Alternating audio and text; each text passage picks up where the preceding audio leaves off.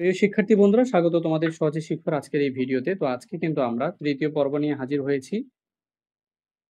তো আজকের এই তৃতীয় পর্বে আমরা আলোচনা করব ইনশাআল্লাহ যে হিসাব করি সম্পর্কে। তো এখানে আমরা যদি দেখি যে ১০ পয়সা, ৫ পয়সা, ১৫ পয়সা। তো এখানে টোটাল যেটা আছে এবং এইটা সব মিলে কত হয় এখানে লিখতে হবে। তো এখানে আমরা দেখলাম ১০, ৫ আর ৫। তাহলে কত পয়সা হলো এখানে? ২০ পয়সা। আর এখানে ২৫, ২৫ ৫০ পয়সা। তাহলে ২০ আর ৫০ এ কত পয়সা? ৭০ পয়সা হয়ে গেল। এবার আমরা যোগের মতো হিসাব করব। তো দেখো ৭০ পয়সা কিন্তু হয়ে গেল। তাহলে ১০, ৫, ৫, ২৫, ২৫ এখানকার গুলো এখানে লিখছে ৭০ পয়সা। এবার দেখো এখানে ১০ পয়সা, এখানে ২৫, ২৫ আর এখানে ৫০ একত্রে বলছে। তাহলে আমরা ১০ পয়সা, এই যে ১০ এখানে নিলাম, ২৫ নিলাম, ২৫ নিলাম, ৫০ নিলাম। সবগুলা যদি করি তাহলে কত হয়? ১১০। তাহলে এখানে কত হবে? ১১০ পয়সা। ১১০ পয়সা। এবারে দেখো যে বক্সে টাকার পরিমাণ নোট এবং মুদ্রায় গোল দাগ দিয়ে হিসাব করি। তো এখানে ১৯ টাকা ২৫ পয়সা। এখানে কি বলছে যে বক্সে টাকার পরিমাণ মোট মুদ্রায় গোল দাগ দিয়ে হিসাব করি। ১৯ টাকা ২৫ পয়সা। তো এখানে ১৯ টাকা ২৫ পয়সা বানাইতে হবে। তাহলে ১০ আর ১৫ ১০ আর ৫ এ ১৫, ১৫ আর ৪ এ ১৯, ১৯ পয়সা আর হচ্ছে আ ১৯ টাকা আর হচ্ছে কি ২৫ পয়সা। তাহলে ২৫ পয়সা কোনটা? এই যে এটা হচ্ছে কত পয়সা? ১০ পয়সা, ১০ পয়সা এটা ৫ পয়সা। তাহলে এগুলা যোগ করলে কি হয়ে যাবে? ২৫ পয়সা হবে। তাহলে এখন আমরা এটা করব। বলছে যে ৫২ টাকা। এটা করলেই তুমি এটা বুঝতে পারবা। তো ৫২ টাকা বলছে। তাহলে ২০ টাকা আর ২০ টাকা কত হয়েছে? ৪০ টাকা। ৪০ টাকা আর ১০ টাকা কত? ৫০ টাকা।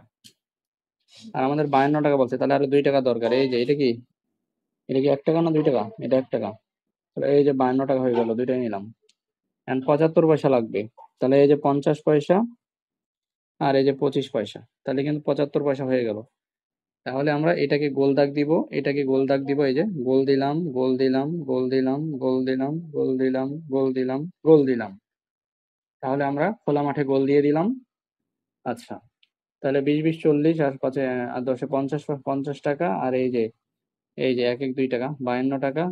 এই যে আ এই যে ২৫ পয়সা আর এই যে ৫০ পয়সা মিলে কি ৭৫ পয়সা শেষ। তো আশা করছি যে তোমরা বুঝতে পেরেছ।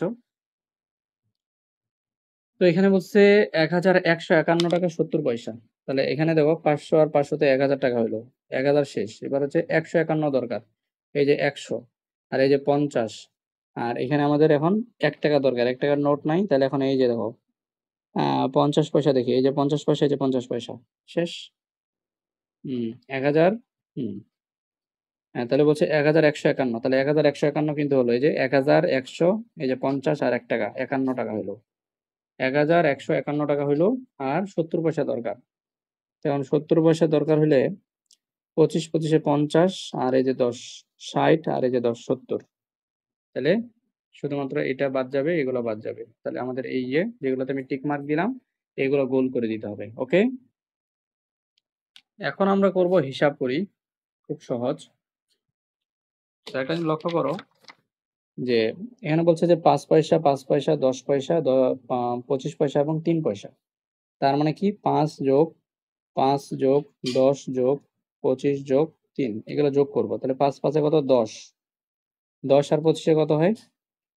৩৫ যোগ ৩। ১০ আর ৩৫ হচ্ছে ৪৫ যোগ ৩ সমান কত? ৪৮। তাহলে এখানে কত হবে? Oh shit! এটা তো হিসাব করতে হলে এটা তো টাকায় আছে। এটা তো সব পয়সা না। তাহলে টাকাগুলো আলাদা হবে, পয়সাগুলো আলাদা হবে। তাহলে ৳৩ হচ্ছে আগে হবে। ৳৩।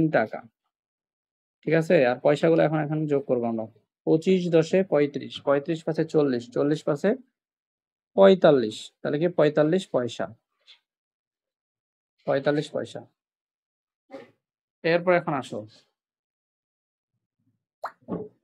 প্রিয় শিক্ষার্থীরা এবার তাহলে লক্ষ্য করো যে ১ পয়সা, ১০ পয়সা, ৫০ পয়সা।